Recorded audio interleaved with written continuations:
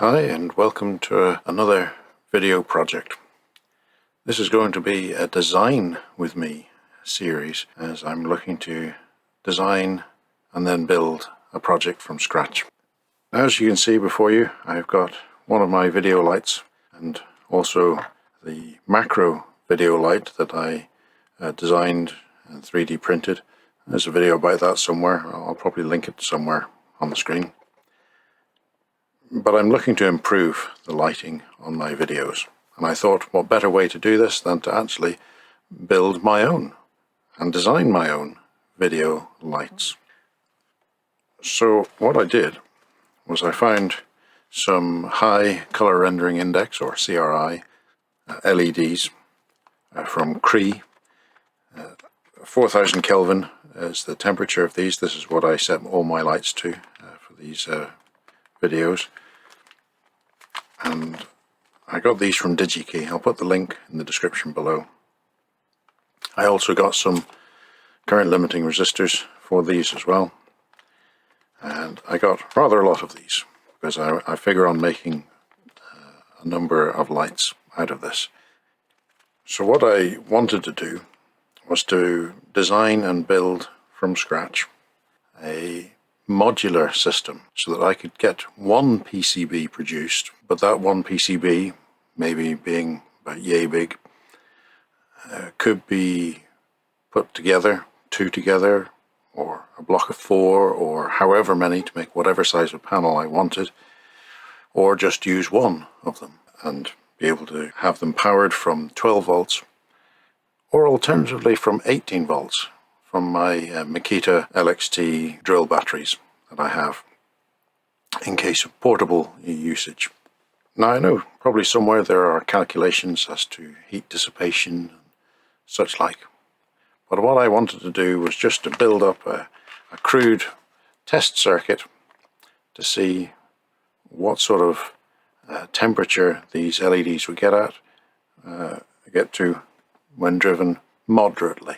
I don't want to absolutely cane these LEDs. I want them to last, and so that's what I have decided to do.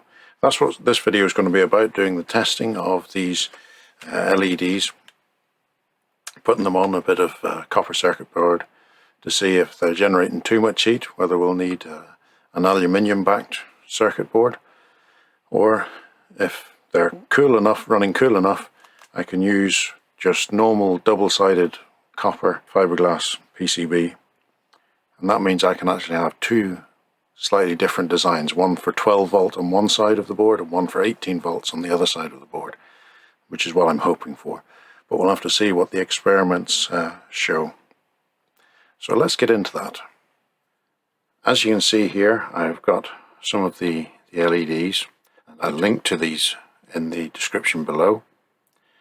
I've got some current limiting resistors, and also I've got a piece of circuit board, just blank circuit board, because one of the things I want to test out in this video is to see what sort of heat these generate at the current that I've calculated that I want to use. I don't want to be absolutely burning these at their maximum. Their maximum rated current is about 240 milliamps. I'm only wanting to use about 100 milliamps, and I want to see how much heat these will produce onto the circuit board, whether I can use a standard double-sided copper circuit board or whether I need to have a aluminium backed circuit board. So that's what this video is mainly going to be about, just creating a crude prototype and seeing what sort of heat we can generate.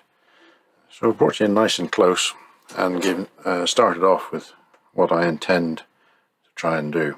Here we've got the underneath of one of the LEDs, and as you can see, I've just very crudely cut a track or a slot in this circuit board material.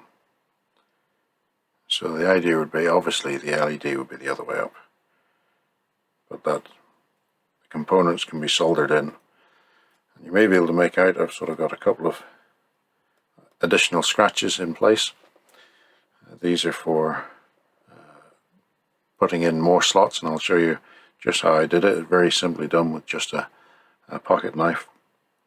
Very simple, very crude, but it works.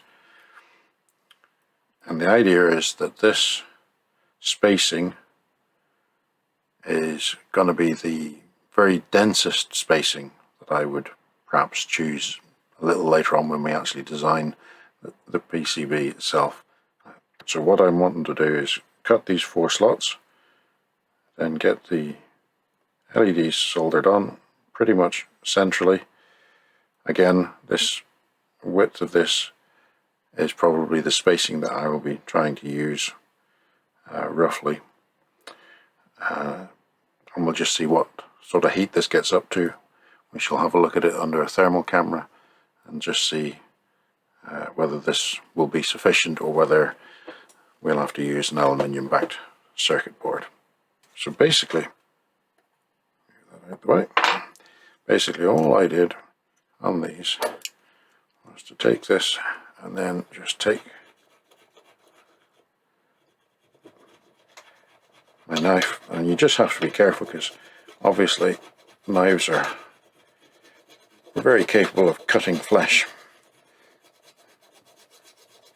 and you just keep going backwards and forwards until you have grooved it through.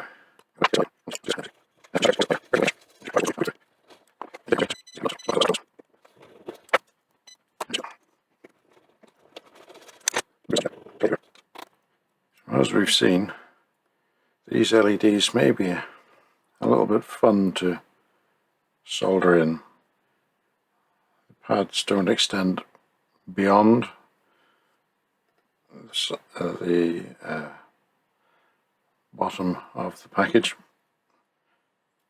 so we shall just see, and we shall have to try and get them all the same way around, otherwise that'll be a bit of a disaster.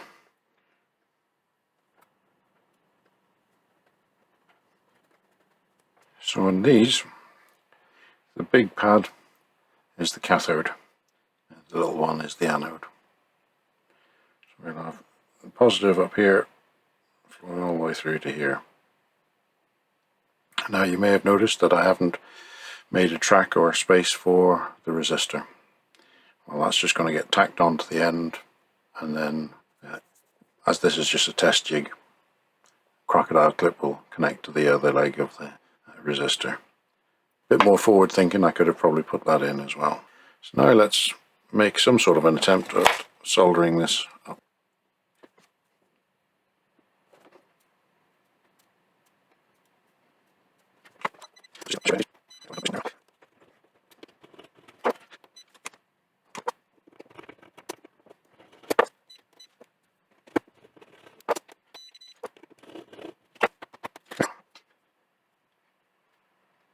Just got to double check with these that we are placing them in the right orientation.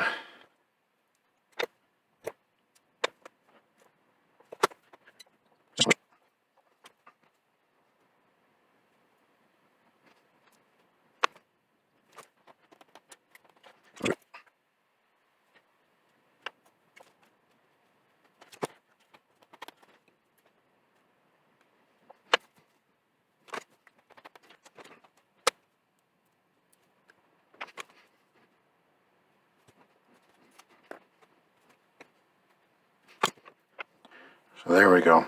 Resistor very daintily soldered on at the end. I'm only using a 6 ohm resistor. These particular LEDs, I got them from Cree, or I got them from DigiKey, but they're Cree LEDs, and they're rated at 3 volts.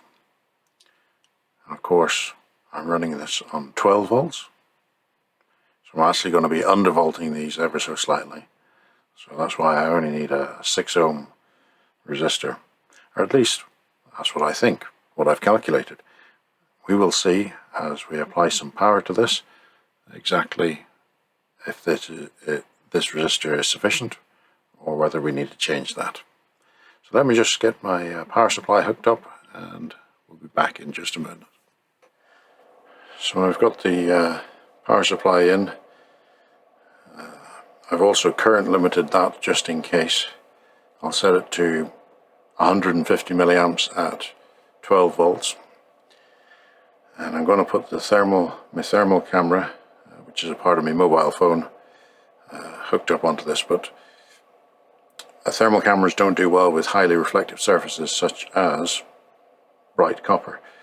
So it's just easier just to get a black marker and just color in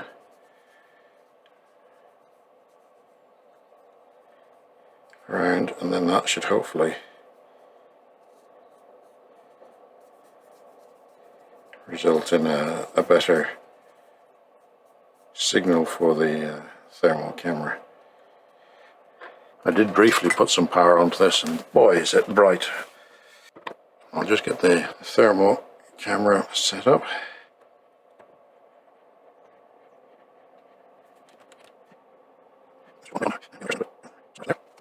As you can see, even with the black marker, it's still pretty reflective. You can see the reflection of my finger moving along there. So we're reading 87 milliamps at 12 volts. I'm just going to increase the voltage ever so slightly until I get up to 100, which is what I was calculating for. So 12.2 volts. Now obviously these LEDs aren't fully flush and flat down on this circuit board, just because I couldn't solder them in by hand that way.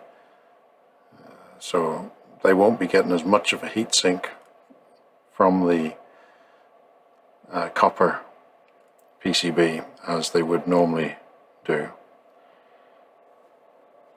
As you can see there, we've got one that's up to about 45 degrees.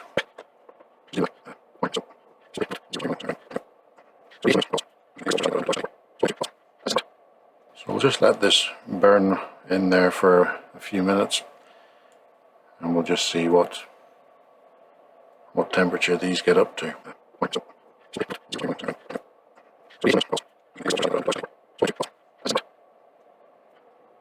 We're only at 50 degrees on the actual LED itself, close to 30 degrees on the actual circuit board. So I'd expect on a normal circuit board these would be somewhat less, because they'll be soldered a little bit better and closer to the board. So I think I can call that a win, and that I don't need to go for the more expensive aluminium backed PCB, but rather can stick with just double-sided copper. And that allows me to do something a little bit unique, in that I can have one side of the PCB laid out for 12 volt use, and then on the reverse of the same PCB I can have all the footprints available for 18 volt use. So the same circuit board, depending on which side you load it up, can be for 12 volt or for 18 volts. So I don't think this is going to get too much hotter. So this is what the 6 LED version for 18 volts looks like. Now I'll just turn this on. I have my constant current mode selected on my power supply, and this is it at 1 milliamp. These are very efficient LEDs. If I just go up to 5 milliamp, you can already see they're completely swamping out. I go up to 15 milliamp. You may want to shield your eyes. Well, let's just take this gradually up. I'm having to shield my eyes from this. And there we go. We're at 100 milliamps. And that is painful to look at. But at 100 milliamps, it doesn't get too hot. I think it peaks out at about 65 degrees Celsius. If I up that to 150 milliamps, it'll get up to above 70, about 72. And if I go up to over 200, then yes, these do start to get a bit warm. I didn't run it long enough to stabilize, because I didn't want to damage these just yet. So with these experiments, I am fairly confident that I can design these onto double-sided, just normal copper circuit boards, and so long as I don't have them terribly dense. I wouldn't have them anywhere near as dense as this normally. They would be spaced out a bit more, because I'm actually thinking that I want to have these circuit boards maybe 75 millimeters. These are only about 50 millimeters, but 75 millimeters high, and then by about 200 millimeters long, or 8 inches by 3 inches, if that's the measurements that you work in. And that's the sort of size I'm thinking of for these, and so they'll be able to be spaced out across the width of that, and then probably spaced about every 25 millimeters apart, I think will be adequate. So that's what I'm going to do now. I'm going to go into actually designing this circuit board, and I'll bring you along. It won't be an in-depth how-to, it'll just be basically showing you some of the bits of what I do.